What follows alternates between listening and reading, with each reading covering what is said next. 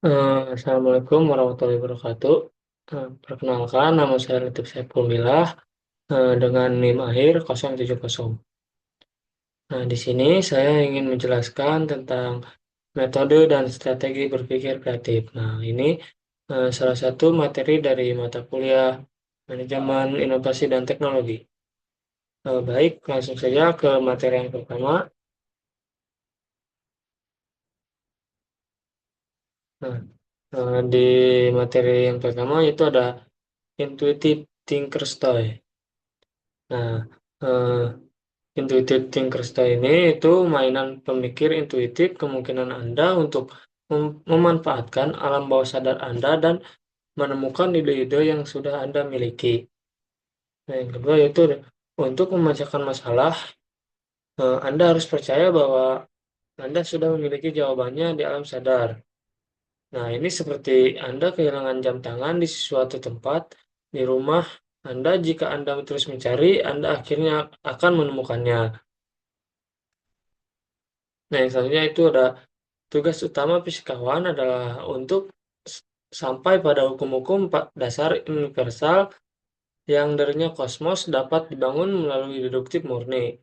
Nah, tidak ada jalur logis menuju hukum-hukum ini.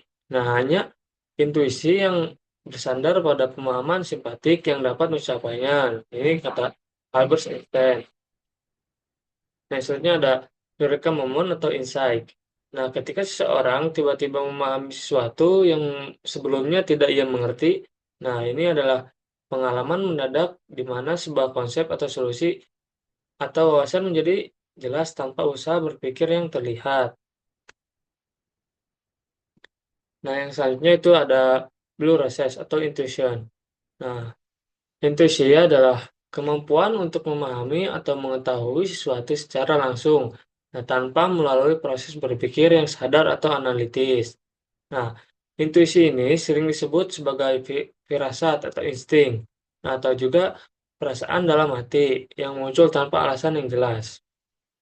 Nah, intuisi intuisi ini bukanlah suatu yang muncul secara ajaib. Nah, tetapi bisa dilatih dan diperkuat. Nah, intuisi harus dikombinasikan dengan logika.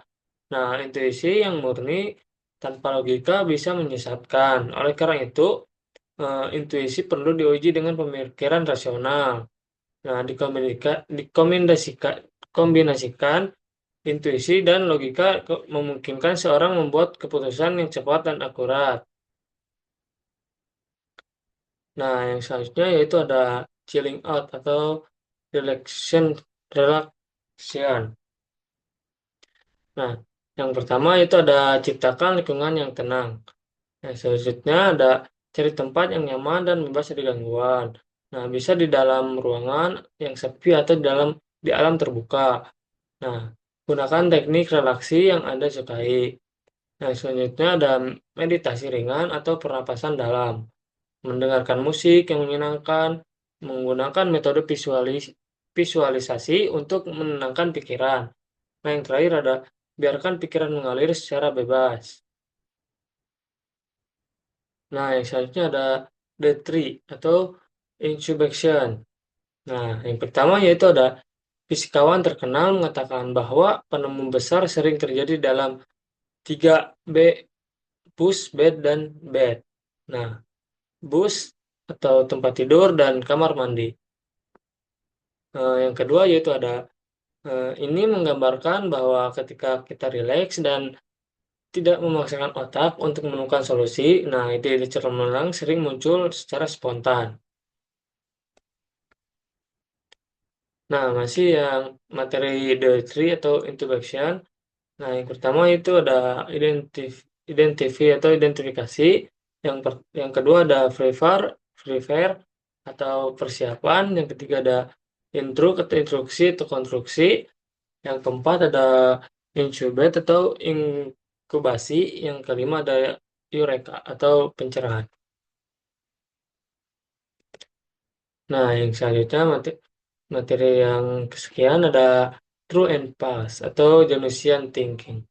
Nah, Januszian thinking ini adalah kemampuan untuk memegang dua gagasan yang berlawanan pada saat yang sama dan menggunakan untuk menghasilkan solusi baru. Nah, yang selanjutnya ada ditemukan oleh Albert Rothenberg dalam penelitian tentang gravitas. Nah, disebut Janusian karena terinspirasi dari Janus, dewa Romawi bermuka dua yang bisa melihat ke masa lalu dan masa depan sekaligus. Nah, Janusian thinking ini, menurut Albert Einstein, membayangkan bahwa suatu benda bisa bergerak dan diam secara bersamaan. Nah, yang berkontribusi pada teori teori relativitas. Nah, yang selanjutnya Pablo Picasso menggabungkan perspektif depan dan samping dalam satu lukisan, menghasilkan gaya kubisme. Nah, yang selanjutnya ada Steve Jobs. Nah, menggabungkan sederhana dan canggih dalam desain produk Apple.